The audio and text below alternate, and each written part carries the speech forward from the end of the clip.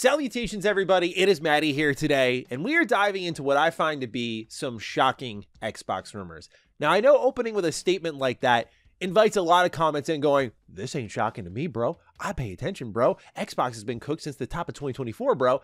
And I get all of that. I'm right there with you. The Xbox brand has lost its appeal in a lot of ways to me, whether it be the way they just don't support physical games, all the way to their achievement system that desperately needs overhauling, where I primarily game on PC right now. I'd love to game on my Xbox more, but they've made it so unappealing to support that box in every single way, which is why they're trying to sell even some of their most important IP on other platforms. Now, some may call me foolish, and fine, fair, but I thought there would be a level of Xbox that needed brand identity by keeping games like Halo and Gears at least on the Xbox platform. And if they were to go, that they would go last, not be among the Wave 2 batch to go to PlayStation and Switch 2. But with the reports we have here, a mighty amount of Xbox games are going to flock to PlayStation and Switch this year. If you thought 2024 was a pivot, look at what 2025 is about to do. They're going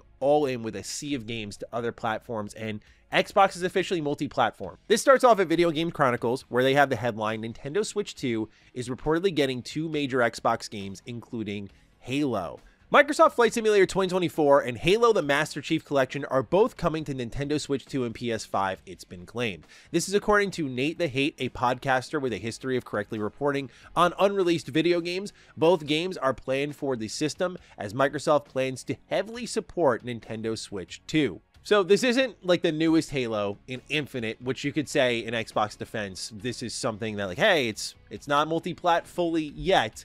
I think it's inevitable, especially with Halo Infinite's player count. The benefit here is, of course, Halo Master Chief Collection getting a surge of players. And to me, that is very exciting. Like on a gamer side of things, this is great. But if I'm looking at this sort of like a Xbox enthusiast or an Xbox commentator, and I'm looking at it from the business angle, there's a lot to gain and a lot to lose in every single game that gets ported off the hardware. More and more, you're just telling your consumers who invested like $500 into your box just a handful of years ago that they're not important enough to keep around, or they're not going to invest in exclusive IP, and they're just going to be able to get them everywhere, which I think you're going to see a complete landslide with PlayStation next generation, and that there's going to be no appeal to the Xbox hardware. But in the terms of the games, as a dev myself, this has got to be exciting for like Halo Studios. This has to be exciting for Asobo. Looking at how Microsoft Flight Simulator 24 launched, like they're going to want more players after what was kind of a botched launch there to get a second win. Halo Master Chief Collection getting a surge of new players, being able to fire up a Halo game on a PlayStation console. It's going to be really weird, but we're in completely different times now. Being able to fire up a Halo game on Switch, that was the original rumor. You may remember a while ago, my friend Colin Moriarty reported that Xbox was talking about bringing Halo Master Chief Collection over to PS4. So this has been a conversation going on for a while. It's less of a shock in that regard of like, oh, okay, like this is the game, and more a shock of like, they're actually doing it. Whoa. Because Halo's what started the Xbox brand. Isn't that like insane to think about? When I played Combat Evolve all those years ago, like that is the start of my relationship with Xbox. That's my favorite Halo game. And that was always synonymous with Xbox every step of the way. Everything from Halo 1, 2, 3, ODST, Reach, Halo 4 even, Halo 5 even. You know, the ups and downs of Halo have always been synonymous with Xbox. And we'll talk about Halo 5, which looks like it's leaving Xbox soon as well. And to me, that means that Infinite is a no-doubter eventually. But this is just, again, a crazy shakeup. But there were signs in the tea leaves. For example, Nintendo talked about strengthening relationships with software publishers. And would you look at who's in the bottom left middle there but Microsoft? So it's adding up a little bit that Xbox is going to be bringing these games more and more to other platforms. It's something I did say back when they first started off with those 4 games of like, we're bringing Pentiment and Hi-Fi Rush, etc., over. I said they're going to bring more over, but I did not expect the tidal wave of 2025 to include high-profile, definitive Xbox IP, because the reason I say that is Xbox is still trying to sell you some level of hardware. They've confirmed multiple times they're working on a handheld. We've heard about that kind of Project Keystone, which was like a dongle that would plug into your TV. They're bringing Xbox Cloud Gaming to LG TVs. So they're still trying to get you involved in that ecosystem, and software would draw you in. To take Xbox's most definitive IP in any way, shape, and form and put it anywhere else just communicates to the consumer that you'll be able to eventually find all of that IP in particular on other platforms. We'll talk about Gears in just a moment here, but to me, that is the craziest part of it all, is if Xbox was like, we're out of the hardware business and we're just focusing on software, like a Sega who dropped out with the Dreamcast and just focused on software, that's one thing, and this all makes a lot more sense. But Xbox is trying to have their cake and eat it too, and they need to realize I don't think they really can, because I don't see any sensible reason to buy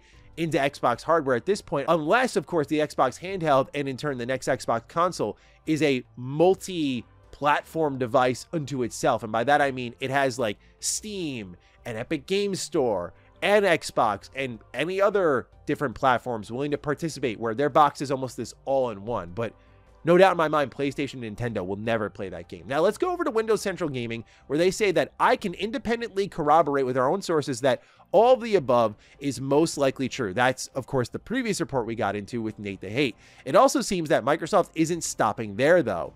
To that end, I've heard that in addition to the above Hellblade 2, Age of Mythology, and potentially Gears of War 1 Ultimate Edition are all also slated for PlayStation 5 this year too. Although I'm unsure if that includes the Nintendo Switch too. I would expect that it most likely does if I had to guess that part. Hellblade 2 makes sense, right? Like, I mean, it started off as a series exclusive to PlayStation, then launched exclusively on Xbox with very little marketing, didn't light up the sales chart, so it makes sense to eventually bring that over to PS5. Age of Mythology is a crazy one as well, but again, I'm just focused on Gears. I'm thinking of these high-profile IP and just how insane it's going to be to see these fired up.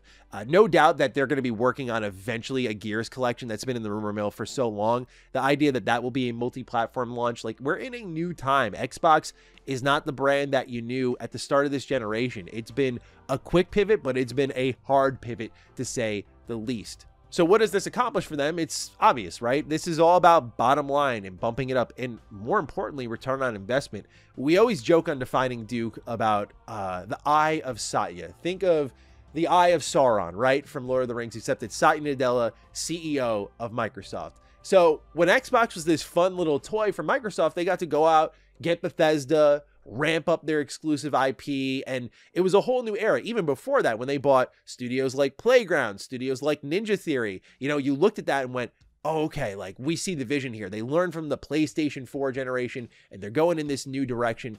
But the second they got ABK, you have a almost $70 billion acquisition there. You're going to get the eye of the CEO going, well, I just gave you a ton from our $3 trillion bank account. Certainly you're going to make that back, right? Oh, let's look at the earnings reports after Starfield, one of the most, if not the most high-profile Xbox exclusive this generation, how it did with our earnings reports. Oh, revenue's up 1% for Xbox. And that was including Hi-Fi Rush. That was including a new Forza Motorsport. That was including Starfield. Of course, Redfall did come out that year. But that there signaled a lot of alarms at Xbox. Like, oh my God, we had so much hype, so much excitement, whether you like or hate Starfield. I'm talking about before it actually launched. It had pre-orders. It set a new record for day one Game Pass subscriptions. Like, it was a top 10 selling game in the year it came out. Like, Starfield did well in every conceivable metric just by data alone. And it didn't move Xbox's profits more than 1%. So that is speaking to the failure of the Xbox business, which is why they immediately go out, wrap their arm around ABK and go, oh, Call of Duty money. There you go. And since then, Xbox has been seeing record profits. What this enables them to do is greenlight a lot of great games that maybe wouldn't have succeeded otherwise. It allows them to do deals with like Capcom to make sure Kunitsugami Path of the Goddess actually sees the light of day. That stuff is really cool. So it's not all doomer stuff, but it means that the Xbox you know and love is gone. It means they're a multi-platform publisher who's going to occasionally dabble in hardware. And as I've said a nauseating amount of times, it means they're basically Steam. They're Valve. Like, they're taking a lot of pages out of that playbook, and I think they're going to continue to do so. Speaking of Steam, we have this report here, which says the Lenovo Legion Go S webpage includes a promotional image that shows Halo 5 with the Steam logo. I'm not sure if it means anything, but I wanted to share it just in case, and I do think this means something, because again, Halo 5 has been locked down for a while, and I would like to see that game just get some more returning players. I'm curious what the revisionist history, if any, on that game would be, in particular with its multiplayer, because it's such a fever dream of a Halo game. Of course, the campaign, it speaks for itself, right? But when you look at like the multiplayer and how sweaty it was, like some people actually really dug that. So I wonder how people would take to Halo 5 being brought to PlayStation, brought to, you know, things like Steam, things like Nintendo Switch over time. But Xbox has a plethora of IP that they can activate and just bring over, and I think that's part of their tidal wave approach. But again, why are they doing this? It's not just that one quarter with Starfield I'm talking about. It's a repeated trend if reports are to be believed. What we have here is a report saying the first month of revenue of Marvel Rivals is estimated over $130 million.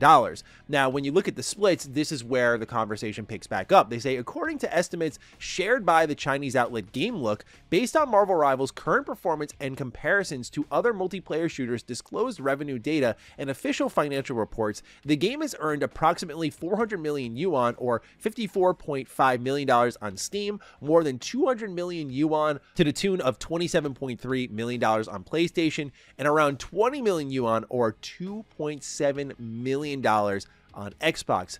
Factoring in Chinese marketplaces, GameLook estimates the game's global revenue in its first month to be around 1 billion yuan or higher, about $136 million, an impressively solid result considering the title is free-to-play. Moreover, the outlet believes that if the game maintains its momentum, Marvel Rivals has the potential to become the next live service blockbuster with annual earnings surpassing $1.3 billion. Now, to be fair, this is a cherry-picked example, but what it shows is A, people aren't spending money on Xbox, and B, one of the most viral, sustainable, currently popular video games is not even seeing a lot of play on Xbox.